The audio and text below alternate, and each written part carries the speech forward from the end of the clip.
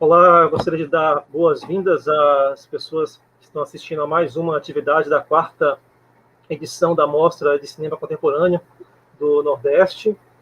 Essa edição ela acontece nesse mês de abril de 2021.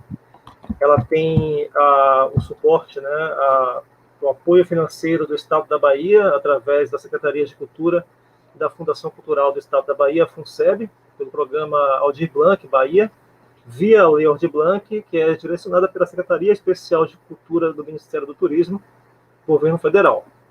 A mostra ela tem a produção, um dos produtores, que é o Gessé Patrício, que me convidou para mediar essa conversa que vai acontecer agora com a professora Cíntia Nogueira, da UFRB.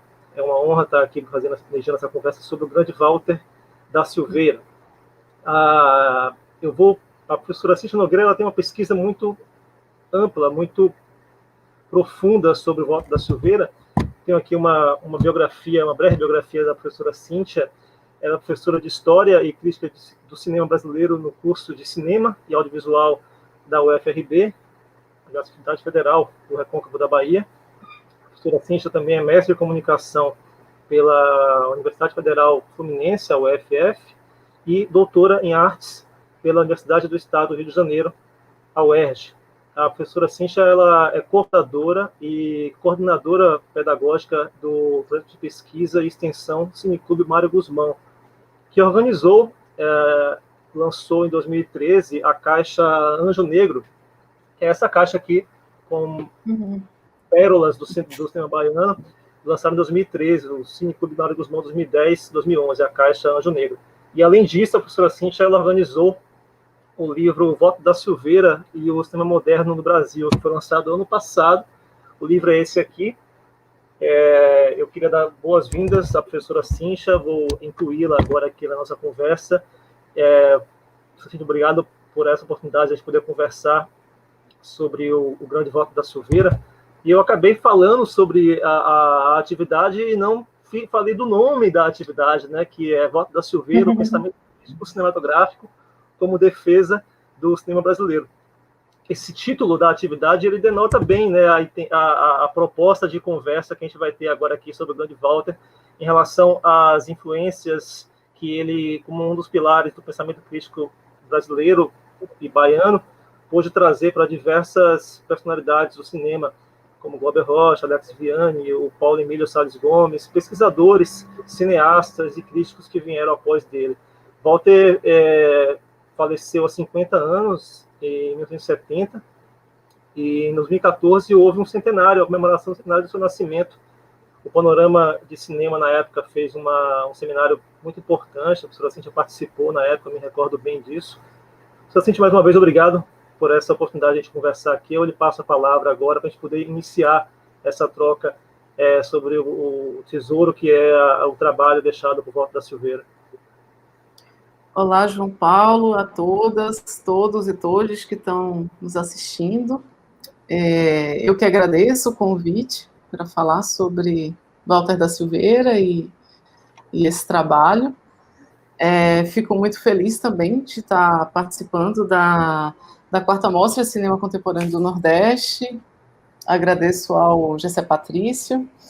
É uma alegria estar aqui. Esse seminário, na verdade, fui eu que organizei em 2015, no centenário do nascimento do Walter da Silveira. 2015, eu falei 14. Foi 2015, foi no centenário do Walter da Silveira, e logo em seguida a família doou o acervo pessoal dele para a Associação Baiana de Imprensa.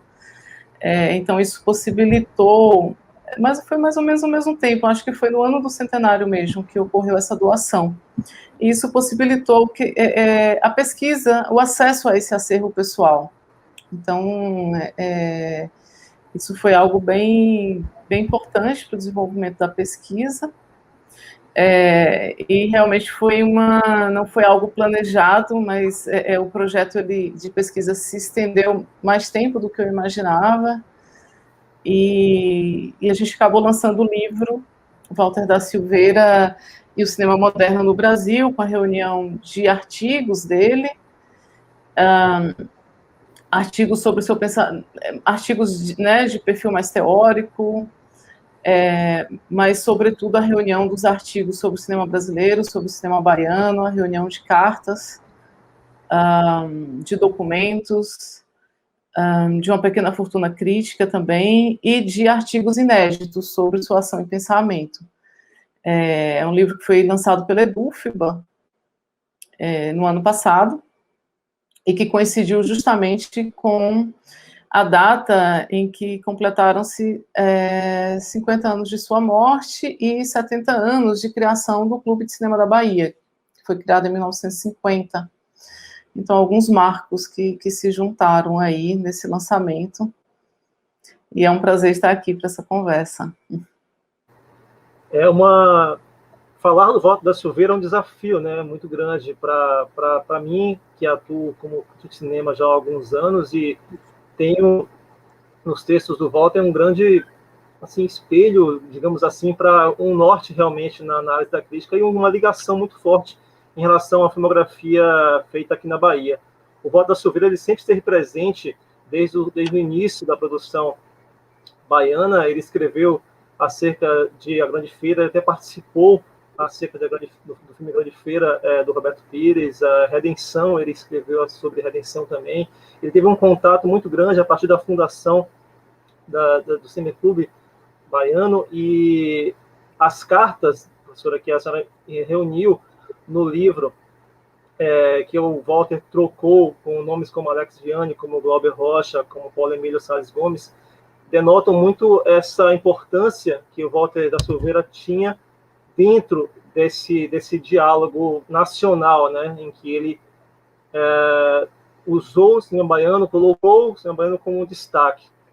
Eu queria abrir essa nossa conversa falando sobre essa, vamos colocar assim, essa influência do Walter da Silveira nessa filmografia, nos trabalhos desses dois cineastas, o Alex Vianney e o próprio Glauber, que o Glauber atuou também como crítico de cinema antes de se consolidar realmente como diretor.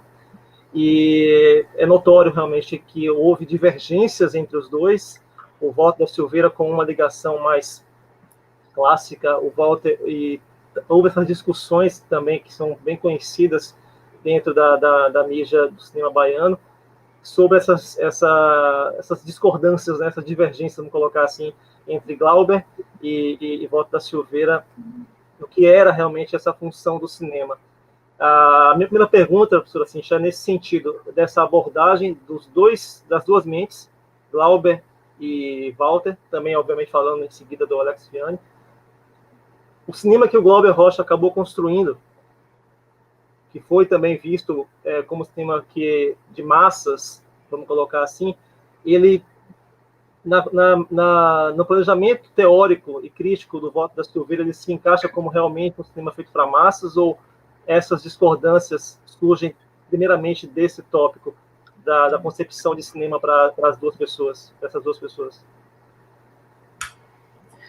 Então, João Paulo, na verdade, o Glauber, o Walter da Silveira, eu acho que antes da gente entrar um pouquinho nessa discussão, nesse diálogo crítico entre o Walter da Silveira e o Glauber Rocha, eu acho que é importante a gente destacar que o Walter da Silveira, ele é de uma geração que é contemporânea ao cinema, né? Então, ele cresce... O Guido Araújo falava que ele se alfabetizou com aqueles folhetinhos que eram distribuídos na época sobre os filmes, né? Então, o cinema é considerado a arte do século XX, né? E o Walter da Silveira, ele é um apaixonado pelo cinema desde sua adolescência, digamos assim.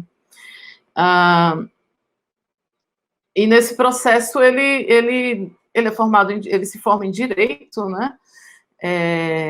Mas essa atividade como crítico vai marcar a sua atuação durante toda a sua vida. Então, ele começa a escrever ainda em 1928,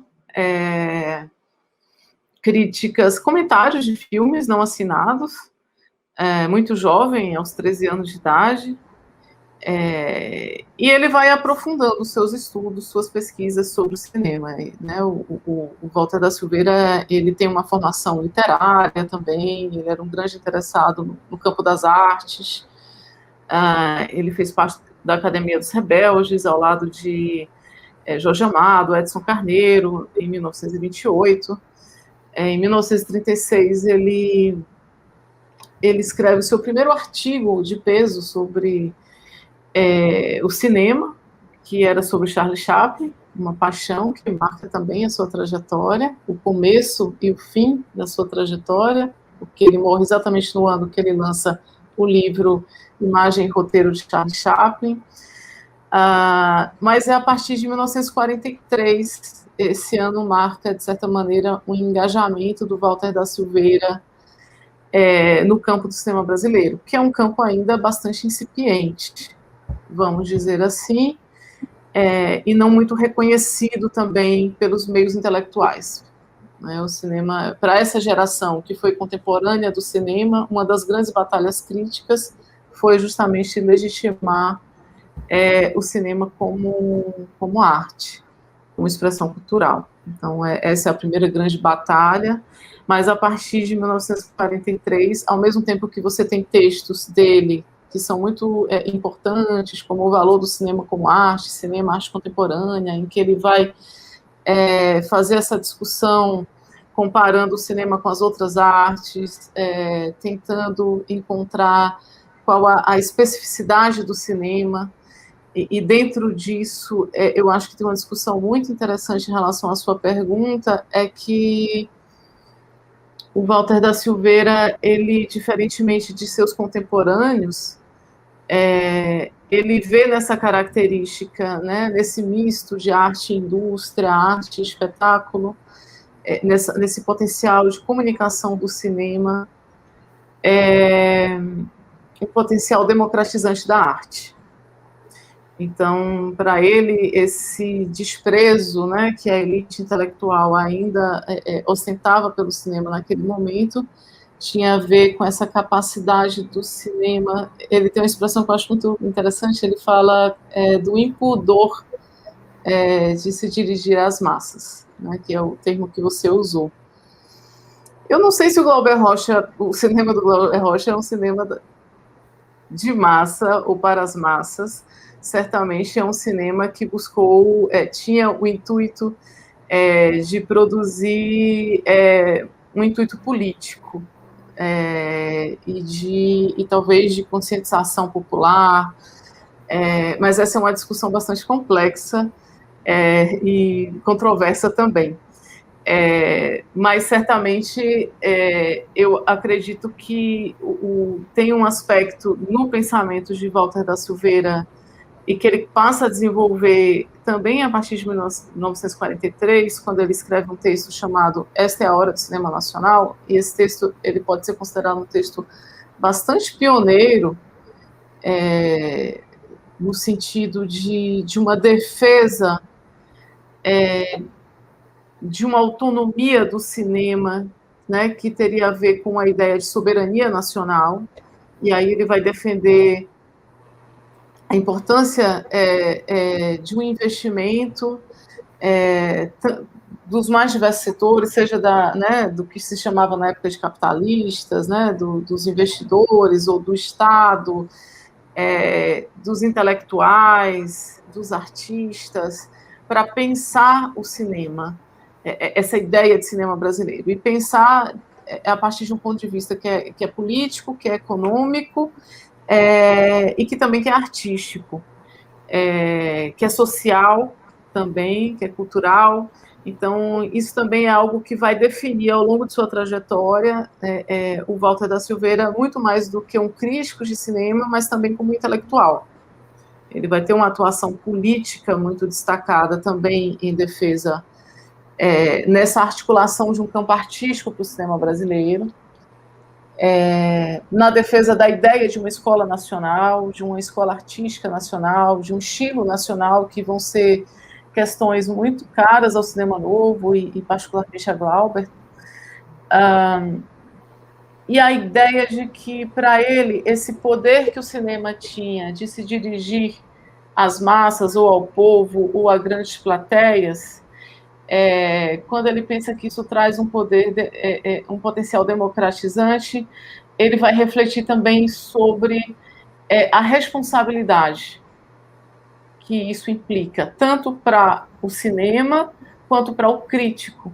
E daí a grande importância que ele vai atribuir ao crítico de cinema, porque esse poder, ele tinha o interesse de pensar essa ideia da comunicabilidade do cinema, do potencial de comunicação do cinema, e dentro disso a dimensão ética. Então, essa questão para ele vai ser uma questão sempre fundamental, porque para ele o cinema seria uma expressão da contemporaneidade, uma arte do presente, uma arte que tinha surgido desse misto que representaria essa civilização que nasce, ou seja, a própria modernidade, a ideia de que é uma arte que surge com o tempo presente e que também teria mais capacidade de interpretar o tempo presente. Então, ele vê o cinema, o José Humberto Dias, que organizou a primeira coleção com os artigos completos do Walter da Silveira, na verdade, organizou o livro A História do Cinema à Vista da Província, que foi publicado póstumamente, e depois lançou os 4 volumes de O Eterno e o Efêmero, em 2006. Ele tem uma frase que eu gosto muito, que está no pós-fácil do A História da Província, A História do Cinema à Vista da Província, de 78, que é um texto chamado Repensar o Cinema. E ele fala... e esse repensar o cinema ele está pensando essa relação entre o cineasta, o filme e o público, né? E dentro dessa relação, dentro dessa triangulação, você tem a crítica. A crítica é importante dentro disso, né? Essa mediação da crítica. Então, para ele, o cinema, o José Humberto vai falar aqui para o Walter da Silveira, ele vê o cinema como implantado, né, dentro da realidade, como intervindo dentro da realidade, dentro do mundo moderno, né? E isso é muito interessante. Eu acho que esses aspectos são aspectos que estão fortemente também no pensamento de Glauber Rocha e na obra de Glauber Rocha. Essa ideia de um cinema comprometido com o real, do cinema comprometido, engajado, né? A ideia de cinema engajado, que vai ser muito forte ao cinema de Glauber Rocha e ao cinema novo de uma maneira geral, e que para ele, e aí é muito interessante pensar, porque ele dizia que tem um texto dele, 62, que chama Posição do Cinema no Humanismo Moderno, que ele vai dizer que um cinema engajado não significa um cinema engaiolado. Ou seja, ele defende a autonomia da arte, ele defende a autonomia artística, mas como alguém que vai refletir sobre a arte moderna e sobre a própria modernidade, ele também é um crítico, de certa maneira, dessa concepção da ideia da arte pela arte, de uma autossuficiência da forma, como ele gostava de dizer. Ele vai relacionar sempre ele vai fazer essa relação entre cinema, humanismo e sociedade, né? Cinema, figurativismo e sociedade. Então, eu acho que o cinema, homem e sociedade, né, dentro dessa formulação que é bastante moderna, né, e que hoje é, claro, passível de várias críticas, no sentido desse universalismo, desse homem supostamente universal, né? Mas eu acredito que o Walter da Silveira ele traz muito imbuído, né, essa crença no cinema, e sua capacidade de traduzir o presente, de interpretar o seu próprio tempo histórico.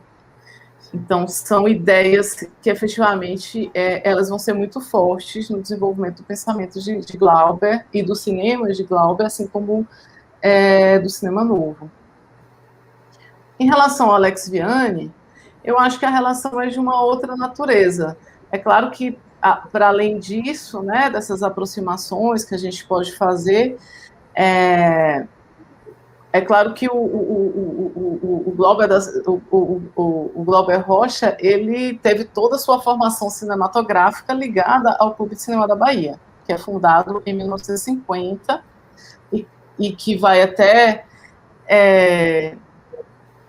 enfim, passa por diferentes fases. A partir de 1965, ele começa a deixar de atuar dentro do sistema de sócios, e em 67 vira sala de arte, efetivamente, ele extingue o sistema de sócios, mas ele continua a existir de outras maneiras, né? Então, por exemplo, ele cria em 1968 o Grupo Experimental de Cinema, junto com Guido Araújo, que na UFBA, né?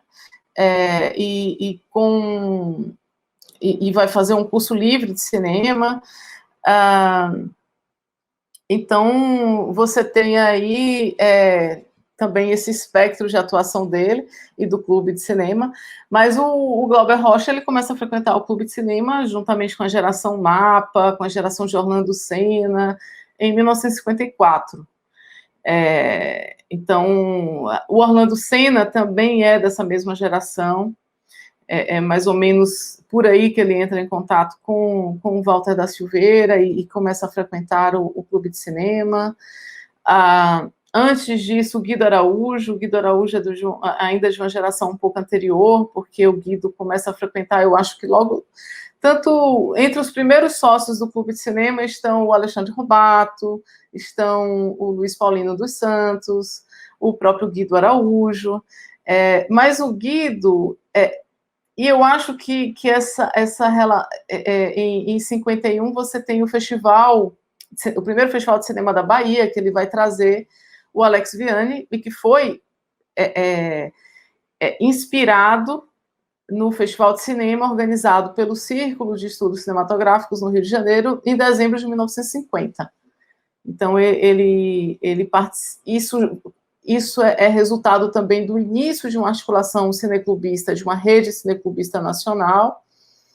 Em 1950, o MASP tinha organizado um encontro de cineclubes. Em dezembro, o Walter da Silveira vai para o Rio para acompanhar esse festival. Né? A partir daí, ele começa a pesquisar o papel dos festivais, ele escreve textos sobre isso, e ele começa a projetar e planejar o Festival de 51.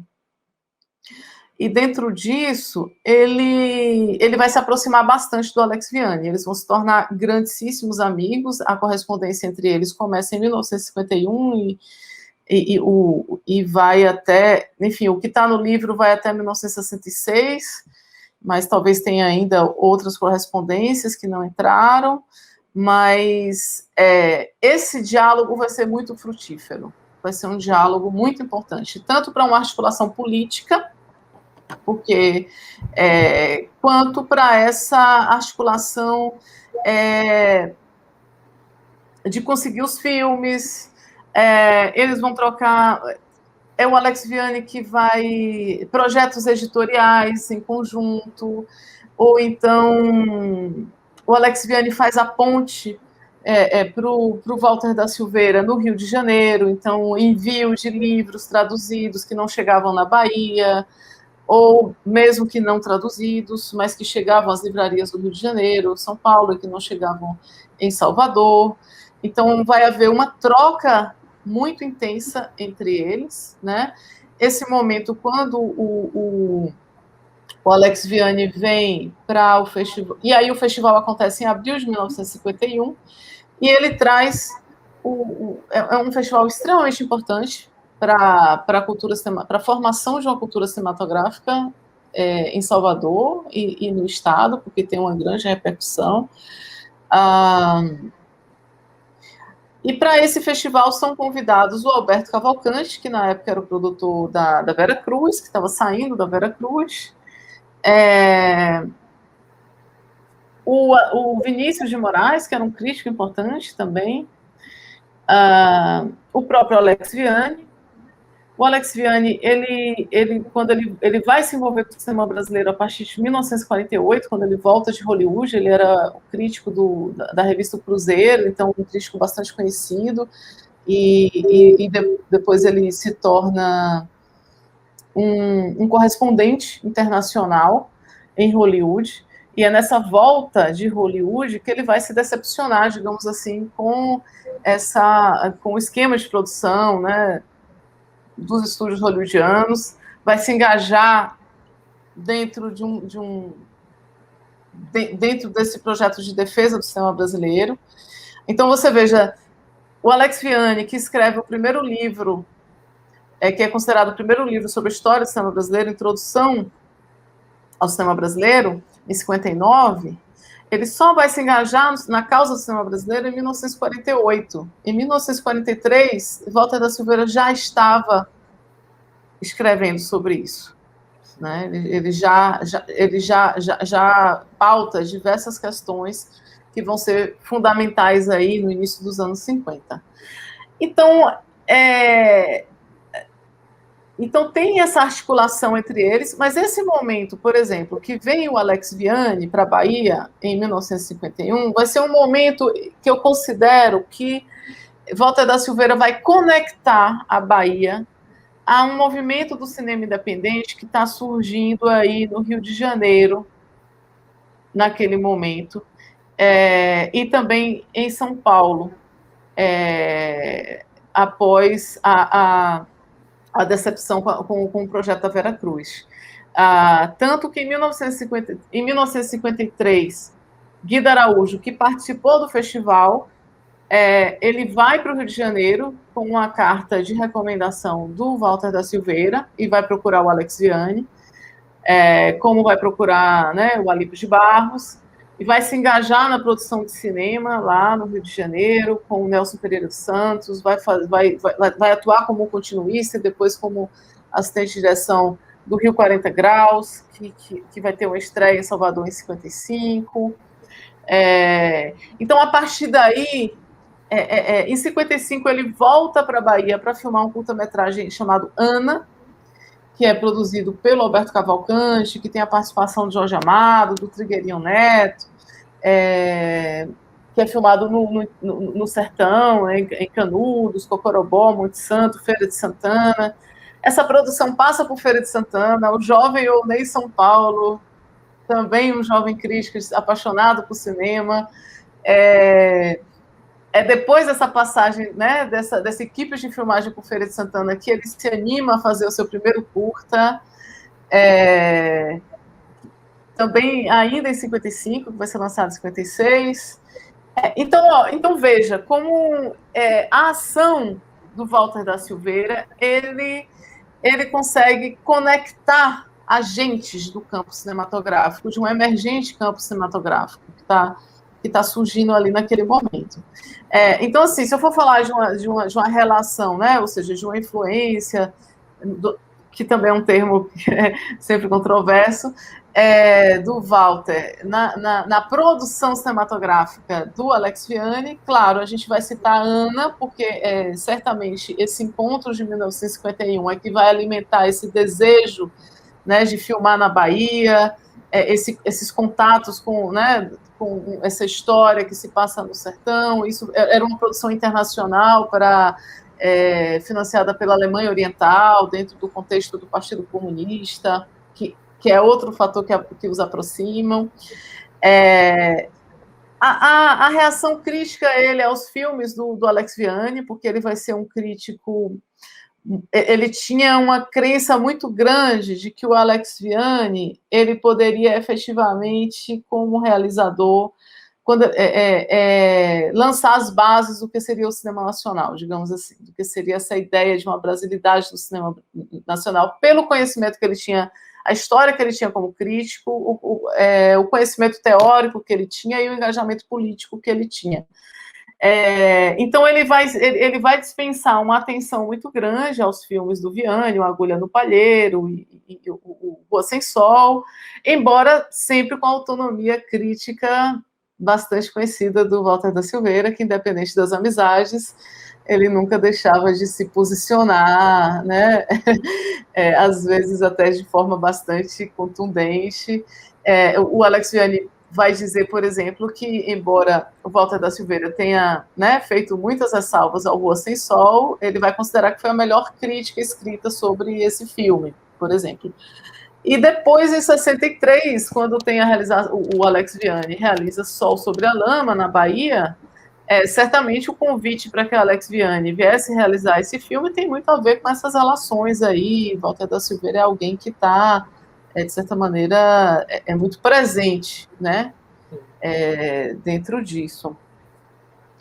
E eles tocavam, né? Eles eram muito amigos, se tornaram muito amigos. Então, esses projetos pessoais, tanto projetos de organização dos congressos nacionais de cinema, em 52, 53, projetos ligados, projetos bibliográficos, projetos de produções cinematográficas, tudo isso aparece muito nas cartas, né? Eles discutiam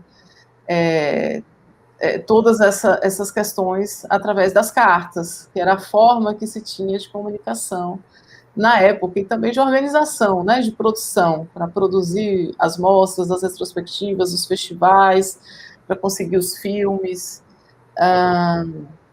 Então, uma coisa que eu acho muito interessante nessa correspondência é perceber que desde 1951 o Walter da Silveira já tinha uma ideia de fazer um livro sobre a história do cinema brasileiro. Ele convida, inclusive, o Alex Vianney para esse projeto.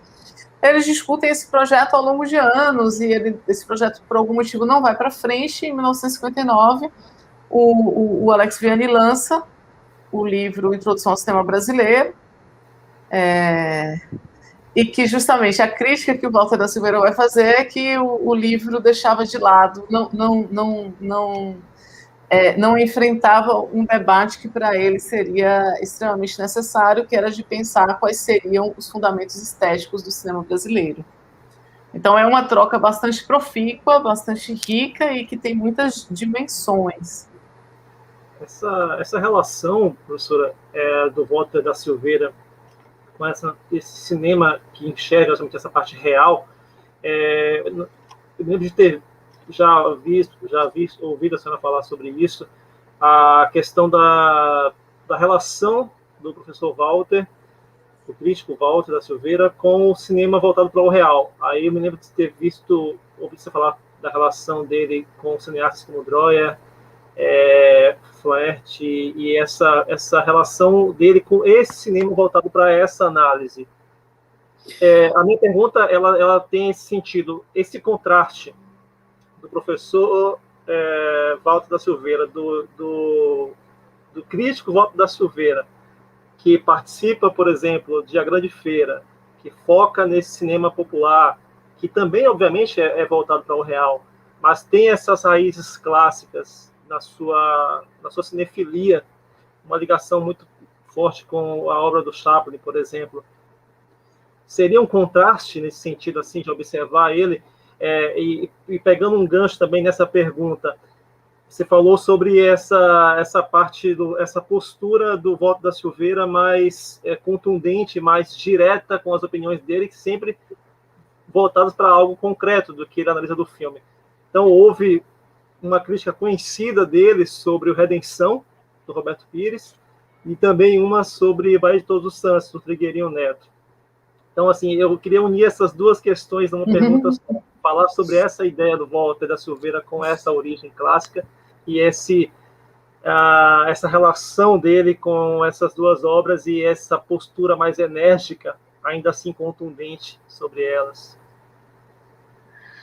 Olha, o Walter da Silveira era um grande conhecedor e admirador de diversas vertentes do cinema mundial. Então, ele tinha uma erudição muito grande. Então, ao longo do Clube de Cinema, ele apresentou em retrospectivas, festivais, etc., todas as principais vertentes do cinema, todos os principais diretores. O Orlando Senna diz num texto também que eu gosto muito, que chama Walter da Silveira, Advogado do Cinema, e que está na Fortuna Crítica do livro, ele fala assim que não tinha nada que alguém que tivesse interessado em conhecer cinema naquele momento, que devesse conhecer, que ele não tenha exibido e que ele não tenha discutido. Né? Então ele exibia de tudo, inclusive as vanguardas, que ele não gostava, porque ele era um crítico do abstracionismo. Ele acreditava, como eu já falei, muito nessa relação do cinema com a capacidade de traduzir a vida do homem na sociedade. Né? E daí ele vai eleger referências que são muito diferentes, são diferentes modos de aproximação que o cinema, de aproximação do cinema com o real. Então, por exemplo, ele vai considerar que ele vai fazer uma grande discussão, por exemplo, sobre o expressionismo alemão como um movimento que, embora fosse um movimento de vanguarda e que não tivesse uma estética realista, digamos assim, né, uma abordagem realista, mas que estava se referindo ao real. Ou seja, o expressionismo alemão traduziria todo um momento, né, uma experiência daquele momento na Alemanha. E da mesma forma ele vai eleger referências muito díspares, como Chaplin, como o Dreyer, como Flaert e o Eisenstein. Então, assim, eu acho que são diferentes modos de aproximação do cinema com o real. Mas para ele, então o que eu quero dizer, ele não tinha uma visão limitada do que seria, né, essa relação, ou seja, são cineastas bastante diferentes e com abordagens muito diferentes, mas para ele, o Comolli tem uma expressão que ele fala sobre, que ele define o documentário como sendo a paixão da figura humana. E eu acho que para Walter da Silveira, o cinema é a paixão da figura humana. Para ele, o cinema ele deveria estar totalmente voltado para os dramas, para as questões e para os enfrentamentos do homem na sociedade, para essa experiência. E aí, quando você me pergunta sobre a Grande Feira, é interessante, porque tem várias razões pelas quais ele vai eleger a Grande Feira como um filme muito importante, e ele realmente vai ser um crítico que vai falar de todos os filmes que estão surgindo aí nesse momento, vai ser um grande incentivador do cinema na Bahia nesse momento. Então, diversos desses filmes ou vão ganhar críticas do Walter da Silveira, bastante expressivas. A partir desses filmes, ele vai mergulhar também na história do cinema na Bahia, ele vai tentar fazer essa conexão com o passado do cinema no Estado, vai fazer as primeiras pesquisas, né, com esse caráter historiográfico, ou seja, de buscar documentos, de buscar fontes, arquivos, de reunir esses documentos. Mas a Grande Feira tem uma característica que eu acho que encantou muito o Walter da Silveira, e ele vai chegar a dizer que é o primeiro filme que tem a ousadia de ser contemporâneo, que justamente um tema urgente. Ou seja, qual é o tema da Grande Feira? O tema da Grande Feira é toda a polêmica, a discussão em torno da Feira de Águas de Meninos, que é um tema extremamente vivo ali naquele momento, tanto que vai ter uma resposta depois dos próprios feirantes que vão produzir um argumento e chamar o Alex Vianney para fazer um filme que seria uma resposta à Grande Feira. Então, para ele, o fato do cinema estar enfrentando temas que são contemporâneos e que estão no cerne do debate, da construção de um projeto de transformação da sociedade, para ele é algo muito importante de ser valorizado. Fora isso, é a primeira vez que ele vai participar, ele participa como figurante, e é uma produção bastante artesanal, né? Uma produção bastante precária. E depois dessa experiência, ele vai escrever um texto muito interessante, um texto que chama Depoimento com Autocrítica, de 1961. É um texto que é escrito antes ainda do filme ser lançado e que, portanto, é muito baseado na própria experiência do set de filmagem, em que ele vai dizer que até então ele tinha que fazer em que ele sente a necessidade de fazer uma autocrítica, porque ele vai dizer que até então ele teorizava sobre o cinema sem conhecer o que era a realidade de produção de um filme no Brasil. Então, quando ele vai para o set de filmagem e ele vai ver que o Roberto Pires, além de dirigir o filme, ele também tinha que responder por atividades técnicas, por atividades braçais, ou seja, ele que até aquele momento acreditava, né, que para que a gente construísse um cinema relevante artisticamente no país, era necessário investir na formação, e a criação do Clube de Cinema tem muito a ver com isso, quando surge. É um momento em que você tem a criação, né, você tem que surgem clubes de cinema em diversos lugares. Mas nos textos dele, o que a gente percebe é que ele é muito estimulado pelo projeto da Vera Cruz, porque ele acredita que finalmente o Brasil vai ter uma indústria, e uma indústria digna desse nome, e que, portanto, a possibilidade, a capacidade técnica de se fazer filmes artisticamente relevantes e conectados com a experiência brasileira, né? E ele vai pensar, ele vai defender a criação do Clube de Cinema como um espaço de formação teórica, histórica, mas que deveria embasar a realização, porque ele acreditava que era preciso conhecer, estudar a linguagem cinematográfica. Uma linguagem que, na visão dele, né, o cinema tinha uma arte jovem, que tinha meio século de existência e que tinha, digamos, dentro, né, de uma perspectiva que é bastante comum na época, né, que se pensava evolutiva, ou seja, era preciso aprender com os grandes mestres do cinema. Então, nesse sentido, é muito interessante, porque, diferentemente da geração dele, que vai opor de uma maneira muito mecânica, né, o nacional e o estrangeiro, ele faz uma distinção das questões, ele tem uma clareza muito grande em relação às questões políticas e econômicas, né, e os desafios a serem enfrentados para viabilizar uma indústria nacional do ponto de vista político e econômico, e esses temas vão ser pautas do Congresso Nacional do Cinema Brasileiro em 52, do Congresso Nacional do Cinema Brasileiro em 53, que ele vai ser um dos agentes, uma das figuras, um dos articuladores, uma das figuras que vai ter uma atuação muito importante nesses congressos, embora pouco reconhecida ainda.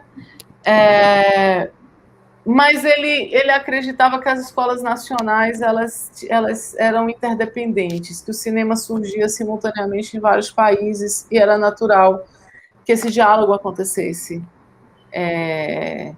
Então, eu acredito que ele tem uma compreensão mais complexa em relação a isso, que é bastante surpreendente para o período, porque inclusive era um conflito, né? O Walter da Silva era uma figura muito contraditória. Ele mesmo dizia que ele era um marxista romântico. Então, ao mesmo tempo, a gente falou muito do realismo, mas assim ele tinha essas duas vertentes, né? Ele tinha um interesse muito grande pelo realismo, como uma vertente estética que o interessava muito, mas também pelo cinema revolucionário soviético. Então, assim, a experiência em A Grande Feira, e tem também as contradições, que são da própria formação, da própria vivência, da própria experiência, do pensamento teórico e depois da sensibilidade quanto espectador, né? Então, essas coisas não são exatamente lineares. mas eu acredito que A Grande Feira é um filme que realmente vai ser muito importante para ele. E tem uma frase, né? O Luiz Alberto Rocha Mello escreve um artigo sobre esse conceito de escola nacional, estilo nacional, no pensamento de Walter da Silveira no livro, mas ele analisa justamente as críticas do Walter em relação aos filmes da Vera Cruz e aos filmes do chamado cinema independente dos anos 50, particularmente ligados de cineastas que eram ligados naquele momento ao Partido Comunista Brasileiro. E nenhum desses filmes ele vai identificar uma possível matriz para o cinema brasileiro, para uma escola artística nacional, né? Que era a busca dele. Ele desde 1943 que ele reiteradamente volta a essa questão e discute essa questão, inclusive vai atribuir um papel importante à crítica cinematográfica na construção do que ele chama desses fundamentos estéticos do cinema brasileiro, e que ele acreditava que inicialmente estaria na formação do cineasta, mas que a partir do momento que ele entende o que é a realidade concreta de produção de um filme no Brasil nos anos 50, como figurante, atuando como figurante de A Grande Feira, ele vai entender de maneira mais clara que não basta uma boa formação, que não basta teoria, que não basta, etc., que existem, que tem uma precariedade das condições de produção que limitam, né, esse projeto. E aí o Luiz, por exemplo, ele cita no texto dele uma frase que é muito interessante, né? Ele finaliza o texto citando essa frase, que ele diz que ele não tem dúvida que é desse não vou lembrar exatamente a frase, mas ele fala que é do artesanato, ou seja, desse artesanato, da tenacidade dos jovens e dessa produção artesanal, e não dos grandes estúdios, né? Que vai nascer a grande arte brasileira, né? E é isso, assim, em 62 ele vai participar, ele vai percorrer o circuito internacional de festivais em 62, então ele acompanha a consagração de Assalto ao Trem Pagador, com Anselmo Duarte, ele participa do festival de Sestre Levante, em que Couro de Gato, um curta-metragem, né, bastante importante do Cinema Novo, do Joaquim Pedro de Andrade, é premiado, ele representa a Cinemateca Brasileira, inclusive, nesse evento, e ele também vai estar em Karlovy quando Glauber Rocha vai ser premiado com Barra Vento. No entanto, em relação a Glauber Rocha, por exemplo, o primeiro filme de Glauber, O Pátio, que é um curta-metragem, presta uma homenagem a Walter da Silveira, é dedicado a Walter da Silveira nos créditos, né? Mas Walter da Silveira, ele não gostou do filme, e ele disse isso claramente, que não tinha gostado do filme. Para ele, era uma manifestação de vanguarda tardia. E da mesma maneira, ele também, embora tenha presenciado o reconhecimento internacional de Barra Vento e muitos elogios que a crítica internacional vai fazer a Barra Vento, ele elogia o filme, mas com diversas ressalvas, e somente com Deus e o Diabo na Terra do Sol ele vai reconhecer finalmente Glauber e Deus e o Diabo na Terra do Sol como um filme que marcaria para ele esse nascimento, digamos assim, de uma escola nacional de cinema, de uma escola artística, né, que ele achou que seria a Grande Feira. A Grande Feira é o primeiro filme que ele enxerga isso virtualmente.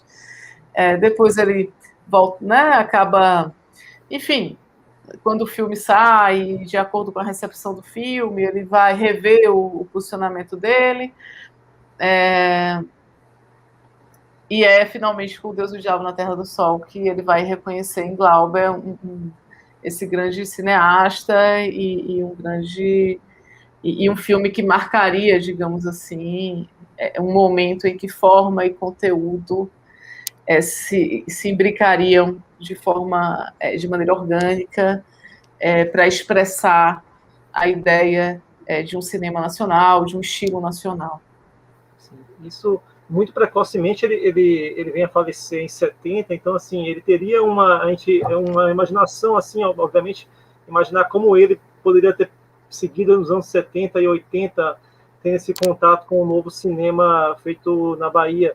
E eu me lembro de ter visto também um contato dele com o Meteorango Kid, que foi um filme assim precursor aqui de um novo tipo de cinema feito na Bahia, e já denota muito essa proximidade dele com uma outra visão de cinema que diverge, vamos colocar essa palavra, não sei se é correta, mas pode ser usada, do que ele poderia vir pensar anteriormente, nos primórdios, lá na década de 40, quando ele começa a se consolidar como grande crítico, grande pensamento. Eu fiz esse preâmbulo para te perguntar, mas agora que a gente está com 50 minutos de conversa para fechar uma fala sobre o legado do Walter da Silveira, imaginarmos esse legado assim, no sentido de influência, mais uma vez essa palavra sentada aqui, porém, você citou Orlando Senna, eu imagino também Luiz Paulino, que faleceu recentemente, como influência, o André Setaro também tem esse contato.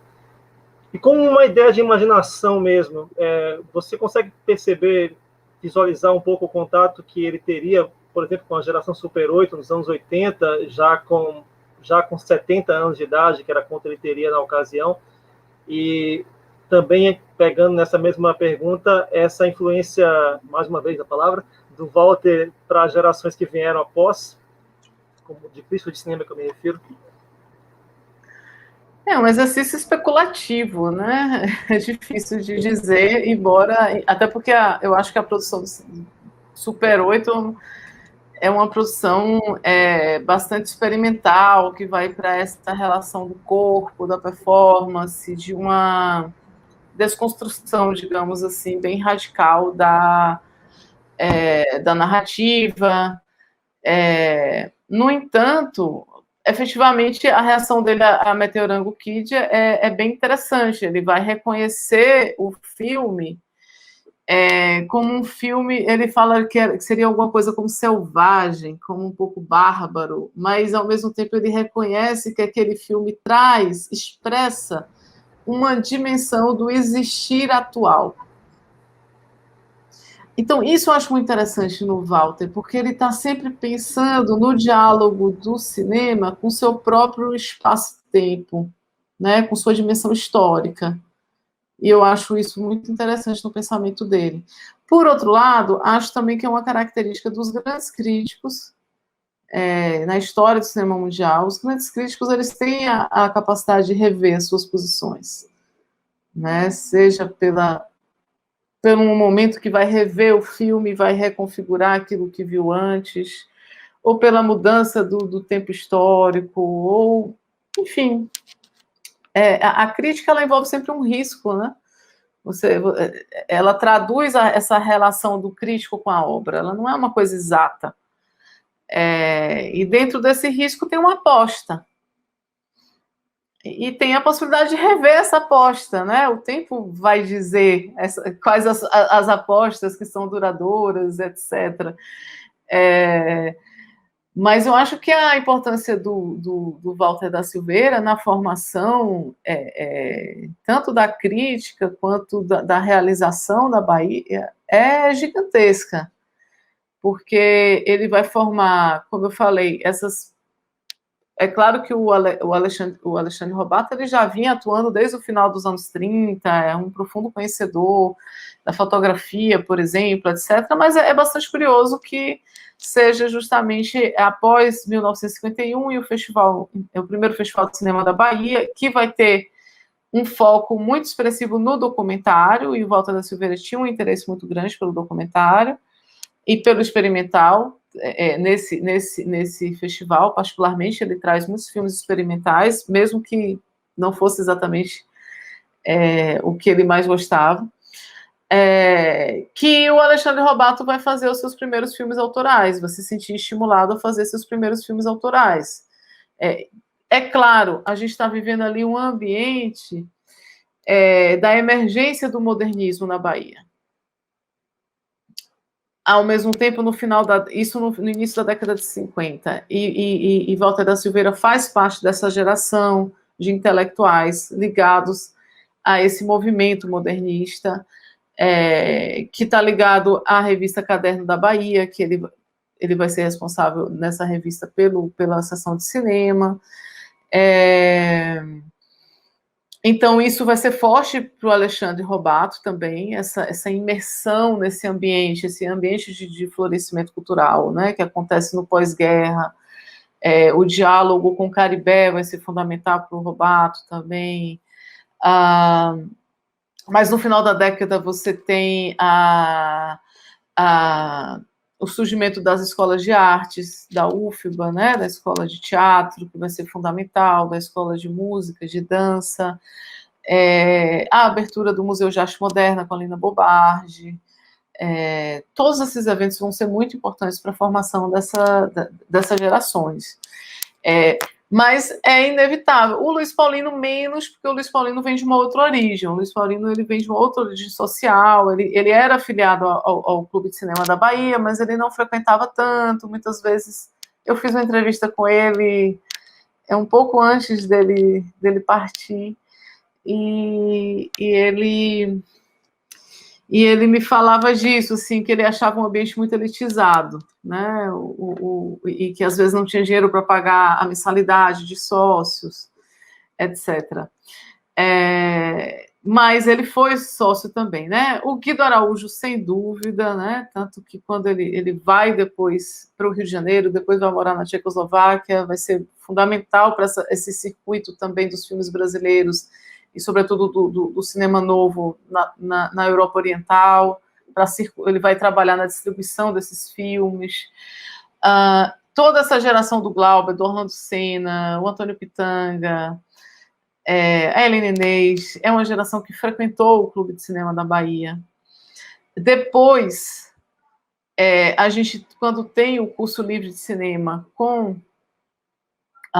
Guido Araújo, que ele faz em 68, ele forma ainda toda essa geração de críticos que vem depois, o André Setaro, o próprio José Humberto Dias, o Walter Lima, o André Luiz Oliveira. Então, em 69, ele cria uma editoria na Tribuna da Bahia, uma editoria de cinema com uma equipe de críticos que vem desse curso, né? Incluindo alguns desses nomes que eu acabei de citar. Então, veja que ele tem uma importância enorme desde o início dos anos 50, ou seja, com a criação do Clube de Cinema da Bahia, sendo que anteriormente ele atuava praticamente de forma solitária. Em 58 ele tem um texto muito interessante que ele fala: afinal formou-se uma geração de críticos, né? E essa geração vai participar, é aí que vai ter ele vai, quando ele conhece Paulo Emílio Salles Gomes em 59, no primeiro encontro de cineclubes, na primeira jornada de cineclubes organizada pela Cinemateca Brasileira, que o Walter da Silveira vai com o Glauber Rocha, com a Helena Inês, que nessa época era estudante da escola de teatro, e eles tinham feito pátio, eles vão com pátio debaixo do braço para mostrar para os críticos e cineastas de São Paulo, do Rio de Janeiro, depois onde eles vão editar o filme no Laboratório Líder, vão finalizar a montagem do filme.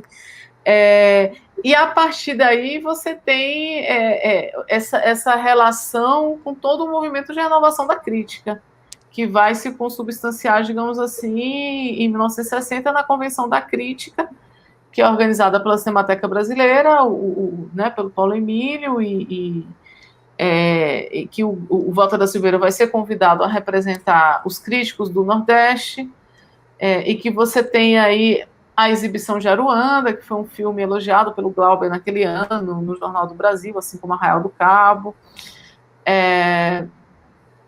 Então, é esse momento de encontro dessa crítica jovem, né, que vai fomentar aí que vai dar origem, digamos assim, ao cinema moderno brasileiro, ao cinema novo como esse marco, né, de emergência do cinema moderno brasileiro. E ele vai ter uma relação de uma articulação muito forte com o Paulo Emílio, né? Eles vão se tornar também grandes amigos. O Paulo Emílio vem aqui na Bahia em 62, volta em 60, acho que ele vem 2 vezes em 62. Ele ficava na casa do Walter, eles se tornam grandes amigos e a partir de 59 há uma correspondência muito próxima, muito instigante entre eles. Então, todas essas gerações, de certa maneira, elas são formadas, né, pelo Walter da Silveira, e não são formadas, porque o Walter da Silveira ele vai também se consolidar como um importante articulador político, né, ele vai ter uma atuação política muito forte, que vai possibilitar a integração essa rede, né? Ele vai ser, na Bahia, ele vai ser, de certa maneira, uma figura central na constituição dessa rede de diretores, produtores, atores, atrizes, técnicos, etc. E ele vai possibilitar, a partir de sua articulação política à frente do Clube de Cinema, que ele utiliza como uma plataforma institucional, a relação com outros centros, né, com o Rio de Janeiro, com São Paulo. Então, por exemplo, a realização de Bahia de Todos os Santos em Salvador, do Trigueirinho Neto, que tinha sido um pesquisador da Cinemateca Brasileira, logo depois desse encontro de janeiro de 59, que eles vão para a jornada de cineclubes em 59, o Paulo Emílio enviou uma carta para o Walter da Silveira apresentando o Trigueirinho, dizendo que o Trigueirinho vinha fazer um filme na Bahia e pedindo para que o Walter da Silveira aproximasse Trigueirinho do grupo do Clube de Cinema da Bahia. E, efetivamente, Bahia de Todos os Santos vai ser um filme fundamental para a formação dessa geração no sentido de realização, no sentido de acompanhar um set de filmagem, e não só um set de filmagem, mas todo o debate em torno desse projeto, em torno do que deveria ser esse filme, das características desse filme, o debate crítico que vem depois, o próprio embate crítico entre Glauber e Walter da Silveira em torno de Bahia de Todos os Santos, vai ser, de certa maneira, como defende o Cláudio Leal em sua dissertação de mestrado, em que ele analisa esse diálogo entre Walter e Glauber, vai ser fundamental para a autonomia crítica do Glauber em relação ao Walter da Silveira e para o próprio surgimento e para a discussão em torno da ideia de autoria, do filme de autor, que vai marcar profundamente o pensamento de Glauber e a consolidação do cinema novo. Um período riquíssimo dessa fase, que Walter Silveira ele realmente se consolida como um dos pilares, assim, alguém que ajudou a levar adiante mesmo. Pensar nele em uma morte tão precoce e deixar uma obra tão completa assim também é de se admirar bastante. Então, assim, eu sei que haverá dentro desse mesma leva de projetos que estão sendo agora realizados, um site dedicado ao Walter Silveira. Você pode falar um pouco sobre esse projeto, para a gente fechar o papo? Então, é um projeto de disponibilização do acervo digital de Walter da Silveira. O site que vai ser lançado agora dia 6, pela Associação Baiana de Imprensa, vai trazer ainda um recorte pequeno do acervo, mas bastante importante, sobretudo porque o projeto possibilitou a criação de um banco de dados, de um plano de classificação desse acervo e de catalogação do acervo, porque o acervo ele ainda não tem um tratamento arquivístico, então, assim, isso dificulta um pouco a pesquisa e o acesso, inclusive com segurança também, que a instituição precisa oferecer. Então, como a Lei Aldir Blanc, né, ela tem um tempo de realização pequeno, então o projeto ele vai envolver uma apresentação desse acervo, vai trazer depoimentos, vai trazer 2 itens documentais, que são as cartas do acervo Walter da Silveira. No livro, eu reúno cartas que foram trocadas entre Walter da Silveira, Alex Vianney, Paulo Emílio e Glauber Rocha. E, para isso, eu reuni documentos de diversos acervos, incluindo a Cinemateca Brasileira, o acervo Alex Vianney, o acervo Paulo Emílio, na Cinemateca Brasileira, Alex Vianney na Cinemateca do MAN, do Rio de Janeiro, o próprio acervo Walter da Silveira, o Tempo Glauber, enfim, foi uma pesquisa que foi dedicada a recuperar, digamos assim, essa articulação, essa rede, esse diálogo entre essas 3 figuras que são fundamentais aí desse contexto. No site a gente está disponibilizando as cartas, a correspondência do acervo Walter da Silveira e também as fotos do cinema brasileiro, além de linha do tempo, depoimentos de pessoas que frequentaram o clube de cinema, né, que podem testemunhar, né, esse momento. E a ideia, justamente, a gente contou com o apoio com a atuação da Gabriela Queiroz, que foi chefe de documentação e pesquisa da Cinemateca Brasileira durante muitos anos, do Adilson Mendes, que foi responsável que é historiador e foi responsável pelo processo de catalogação desses 2 itens e da pesquisa, né, responsável propriamente pela pesquisa do site, que envolveu a elaboração do site.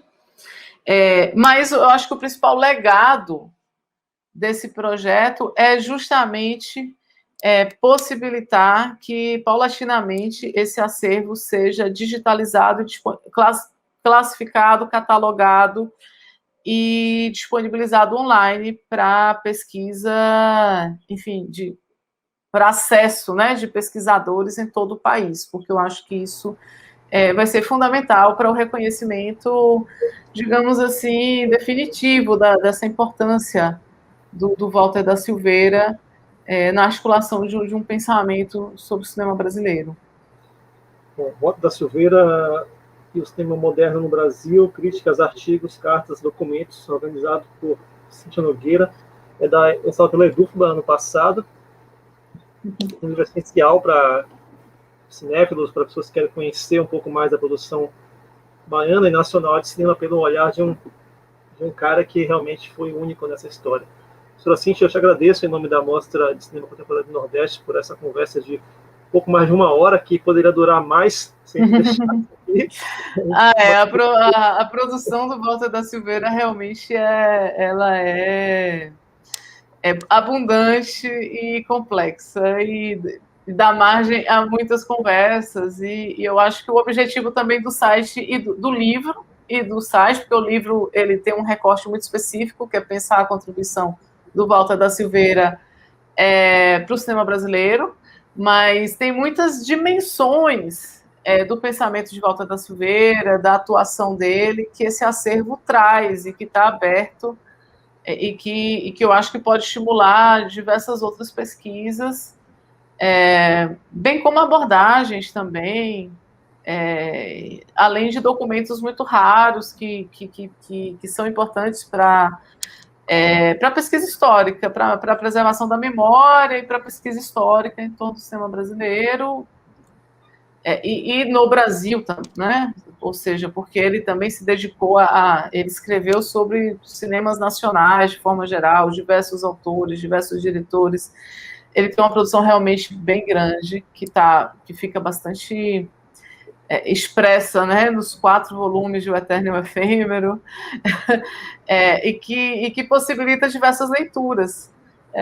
Então, eu acho que a ideia é essa, a ideia é abrir esse campo, né, renovar as pesquisas. Acho que eu acho que o acervo de Walter da Silveira e a ação e pensamento de Walter da Silveira, eles são absolutamente incontornáveis para a pesquisa sobre o cinema na Bahia. E acho também que ele tem uma contribuição que vai além, ele tem uma abrangência nacional que precisa ser reconhecida ainda. Professora Cíntia, eu parabenizo e aproveito agora para parabenizar por esse trabalho excelente e importantíssimo para a gente, tanto cinéfilo, como eu falei, com pessoas que se interessam minimamente pela história do cinema baiano e brasileiro. E agradeço novamente a sua presença aqui, pelo seu tempo, desse papo. E só que está assistindo essa conversa agora, tem mais atividades que vão ser feitas. Se você quiser ter as suas considerações finais, fique à vontade. Bem, eu só quero agradecer a oportunidade de falar sobre o Walter na Mostra de Cinema Contemporâneo do Nordeste, que eu acho que é um projeto incrível e que justamente, que de certa maneira atualiza, né, diversas questões que tiveram em pauta aí nesse período, e acho que esse olhar para Walter e para a nossa história, ele é muito enriquecedor para pensar também o contemporâneo. Convidá-los também ao lançamento do site, que vai ser no dia 6 agora, está bem perto, e dizer que o livro está disponível, ele foi lançado pela Edufpa, e quem tiver interesse, é bem fácil de encontrar